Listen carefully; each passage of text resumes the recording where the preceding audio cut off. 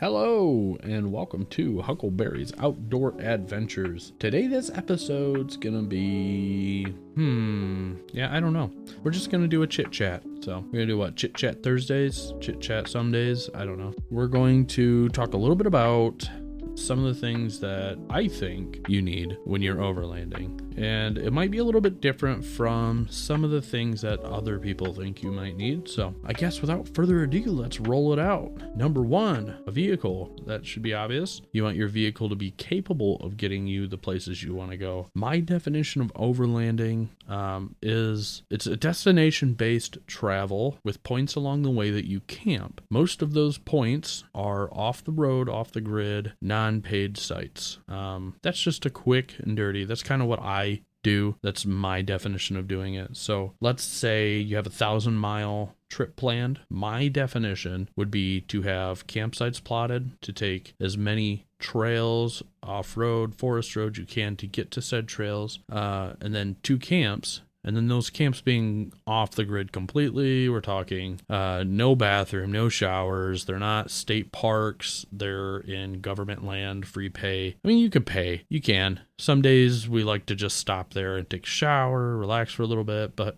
overall, that's kind of what I'm thinking. And then we stay there for a day, pack up in the morning, and we're on to our next trip. The goal is not only the destination, but it's the path you take to get there. So the things you see, the experiences you have along the way also matter. It's kind of a well-rounded trip. Like an expedition. Expedition to me would be like more time-based from point A to point B. You have this many days, and I think it's bigger than overlanding. You know what I think some of the podcasters that or some of the podcasts like XO, like they do like expeditions. They have massive vehicles, they have and they're fully kitted out, and they're doing this professionally from this point to this point. It's massively planned. And I would consider that more of an expedition. I would say that overlanding is a branch, a tree with branches. My buddy Alex with Botches Off-Roads that I also podcast with, he does, I would say like crawler landing, if you will. He likes the technical trail aspect more. I wouldn't say more, but that's why he goes. You know, he goes for the trails being harder, more technical. That's his jam. And his typical camp setup would rather be like a 3-day weekend camp with a base camp and then doing the trails around him. I would call that a branch off of the overlanding tree, as I would, the expedition. Car camping could be a branch off of that. I would say car camping is with a destination in mind. Kind of the same thing as I said for overlanding, but you're taking more roads, Forest Service roads, and you might be staying at state parks a little bit more. Because car camping to me, you're typically using a car that isn't designed for most off-road purposes other than forest roads, like actually taking 2 tracks and needing to be able to winch out of stuff. If you have a all-wheel drive that isn't modified significantly, you're not going to be able to get to these places. So that's kind of the difference. And as well as overlanding, you have more tools for the off-road than you would with like car camping. For example, car campers probably wouldn't have a compressor and deflators for deflating and airing up. They wouldn't have traction bars. They wouldn't have a winch. They wouldn't have a comm system. They would have navigation, yes, but that would be more of like Google. They might have like Onyx or one of the All Trails or something like that. So to me, overland is kind of more of an extreme version of car camping. You call it what you want. At the end of the day, and this is really going to go to anybody, even if I interview you and I ask you kind of what your definition is, a lot of people don't care. A lot of people just like to go out and they don't want to put labels on this. And I'm just telling you kind of what I think it is. Not that I don't care what you think, but all opinions are kind of valid, and it's very open to whatever. So it is what it is. So moving on from that and the definition of overlanding and getting back into things that I think you might that I think you need, going back to the car, and I'll touch on this too. If you want to overland, you need something with a decent all-wheel drive system or a decent four-wheel drive. The type of overlanding that I would do, that I would consider overlanding, just to keep this in the category here, you would need four-wheel drive for. All-wheel drive's kind of a stretch, but take traction control off, you have enough body clearance, and you air down, you probably still be able to get to the same places depending on the state. Like your all-wheel drive cars don't do well in Moab. That's not a secret. I think in some places they're trying to take those away. So for me, four-wheel drive is kind of the way to go. I also think that with that four-wheel drive, what else do you need? I don't think a lift is the first thing you need to work on. Gear is nice. Start out with the most simple gear that you can for your area. So if you're in a moderately warm climate, you're not going to freeze at night and you're not going to sweat during the day. You're not super worried about animals. It's a moderately safe environment. I would just start with a simple tent, a simple sleeping pad, mattress, and your full bedding setup even, and then see what you like about it, and let's work from there. What are your pros? What are your cons? So for me, when I first started, I started in a large 6-person tent. I was doing my definition of overlanding, so I was staying in one place for one night, packing all of that up every day, and then putting it back out by the end of the day. So I did that 2 times and was like, okay, things need to slim down. So I went from probably a 20-pound bag tent, probably 2 foot long, but foot tall, big 6-person. Considered maybe 8-person. And I went down to a 2-person Nemo Dagger. It's a hiking it's a hiking / backpacking tent. It weighs about 3 pounds. With everything in it, and that has been my go-to for this style of travel. I like it because it's small. I could set it up alone, and it's super easy and fast to set up. I could take it up, put it down in a couple minutes, and then my wife will take the bedding in. She'll set up the bedding while I start getting ready to cook. We have a good system going, so I like that better. So we narrowed down our tents, and then we narrowed down our sleeping. So obviously when we moved from our 6-8 person tent to a 2-person, we had to make a change with the mattress. We ended up going to REI and physically testing air pads. We were doing backpacking and stuff at the same time, so I knew that the same gear I wanted to use for backpacking we could use for overlanding, and because I was doing it with my 2007 FJ, space was always a premium, so I wanted to be small, compact. Backpacking is like the perfect place to start because it's already small, compact, and light, right? So we went with Big Agnes Rapides. We felt that those were the most comfortable, and so far they've been great. I went with the XL, the wide sleeping pad. I'm a wide guy, so it pretty much covers me shoulder to shoulder, and that's it. I'm fine with that. I'm typically a side sleeper, so I don't mind. So then we went to bedding. We had a 5-month at the time of purchase this, so we knew we wanted warm sleeping bags. We didn't have the budget for the budget for down, so we knew we were going to be in the synthetic area. We knew we wanted, because I'm a bigger guy, I didn't want a mummy because I wouldn't fit. So I needed something wider. She needed something wider because the baby would be sleeping with her. So what we ended up landing on after some research, we looked at some of the Nemo bags. They were close to what we wanted. We ended up going with the Big Agnes Echo Parks, which are 20-degree bags, and they ended up working pretty well for us. The only downside to Echo Parks is they have to have a mattress pad under them. They're not a full actual sleeping bag. The bottom part of it is unclothed.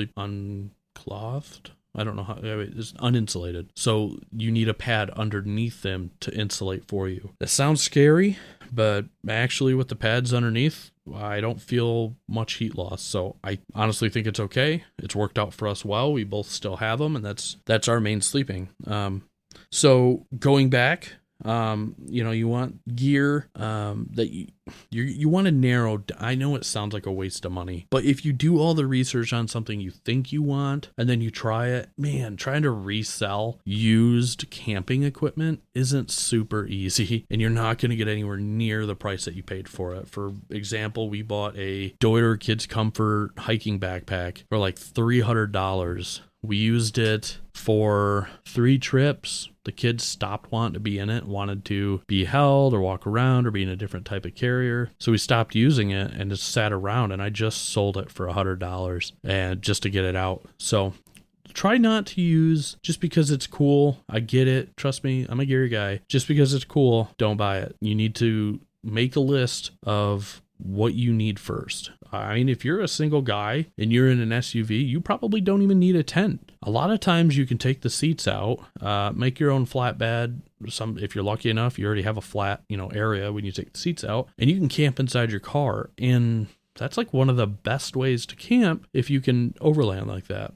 You can typically fit your fridge or cooler in there, all your bedding, everything that you need right in there in your car. Sleeping at night's super easy. You just get in, go to bed.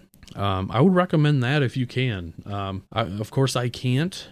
And so this is the route that we're going until we decide on pulling the trigger on a rooftop tent. With that being said, after we, get out of the whole gear thing, I would say making sure you have some kind of water filtration, something for water. It's weird. We just went over like some water setups in the last episode, and I've had jugs break. I've bought packs of bottles. I've bought big 2-gallon jugs from Meyer, like disposable. And to be honest, at the end of the day, the extra trash, 1, is annoying. 2, you're using it for a weekend and throwing it away, basically. You're just wasting plastic. You're filling up dumps, and it's just kind of a waste. So getting something reusable would be my first step. Whether that's a heavy water jug, some companies make like jerry can style water containers. You can go the homemade route and keep some drinking water for yourself separate and do like homemade PVC water containment on your roof. There's very many ways you can go. I think, of course I'm not going to remember when I need to, but, Iron Man makes water tanks with various shapes and sizes that typically fit in SUVs. They make tall, really skinny ones so you could fit a lot of water in it. And then you could run a hose to it and put a pump out of it. So Iron Man is probably one of the few that I've seen that are making really odd shaped ones to fit a specific niche for the overland off-road community. So I would check those guys out if you're looking for a really odd water container. For instance, on the FJ, the back seats are actually angled. So at the bottom of the seat, I have probably 5 more inches of room than the top of the seat. So I would need something that is triangular in shape to fit in there. That would give me just one flat edge. I did find something that they actually sold, Iron Man, and it was like, I want to say it was like $400 to $600. I was just not pulling the trigger. This is a budget build. And it probably doesn't seem like budget when I'm listing all of this stuff that I have, but you have to understand that this has been an accumulation over 2 years. So, and these are all small priced items. It's not like I'm buying a tent this year, a tent next year. One of them's some tax money. The other one I affirmed. The other one, made payments over time. So it's not like I'm getting this all at once. I'm not even the most safe money spender ever. I tend to buy things without thinking. Oh, sorry, it's getting late. And then end up regretting it. So it's kind of, one of those types of deals where I'm trying to let you know not to do that.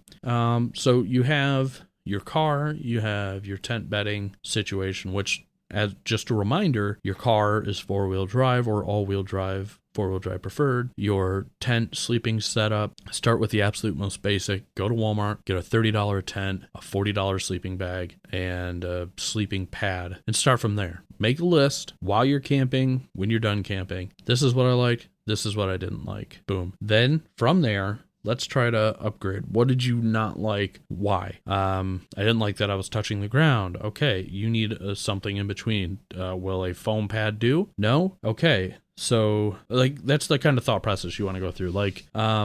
Do you have the space for a large air mattress? No, you don't. Okay, so we're moving down. Do you have space for a 3-inch foam pad? Rolled up? It's going to take, a couple feet maybe. No.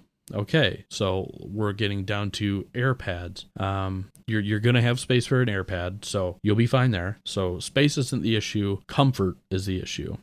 You're going to be spending a decent amount of money on it unless you're on Amazon. So when you're thinking about this, you're thinking, okay, do I want heat retention, like insulation? Am I going to be camping in cold weather? If I am, if you are, then you're going to want a sleeping pad that holds in and insulates your heat. Those are going to be different than some of the cheap Amazon ones you have that do not retain heat at all. Okay. So when you're looking for sleeping pads, you want to make sure that they actually have, some kind of insulation. It'll say right on there.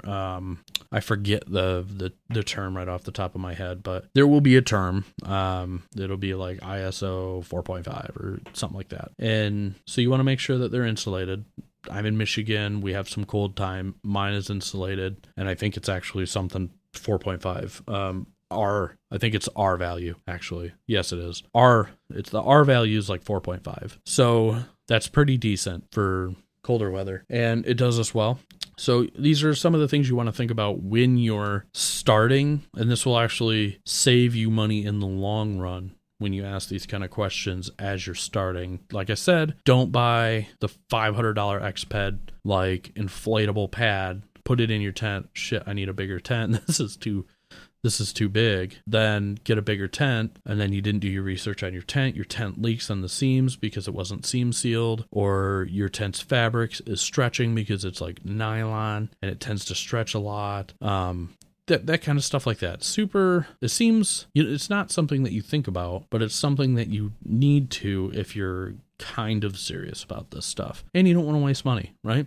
So can you get a Coleman tent? Yes. If you're doing this very frequently, you might want something else, right? Like $30 Coleman tent's good if you're doing this one weekend out of the month. You're not really serious about it. And okay, cool. But if you're getting out every weekend, parts of the week if you can, and then you're packing up, and you want that material, and you want the tent stakes, and you want the poles to be strong, because the more you use it, the more it flexes, the more it might break.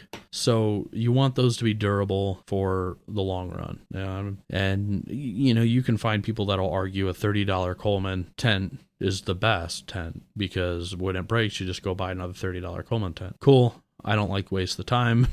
I like quality products. I like quality fabric. Again, gear guy, so I want it to be nice.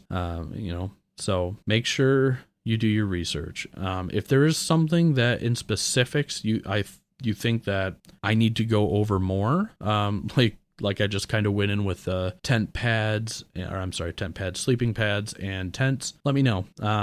Water filtration's another one of the things. It just depends on where you're living and what you need. Cooking is another.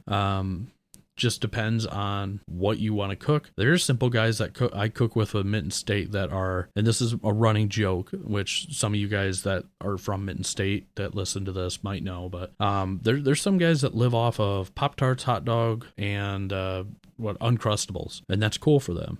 And that's all they need. And great, man. I'm happy for you. My wife is a bit of a foodie. And you know what? There's something to be said about a really nicely cooked meal at camp to recharge your soul a little bit. So I like to, as much as I can afford to, do that. That being said, we have lazy days where hot dogs and mac and cheese are the way to go. We have days where, like the last time that I went out for Spring Shakedown with MST, which is Mitten State Tours, by the way.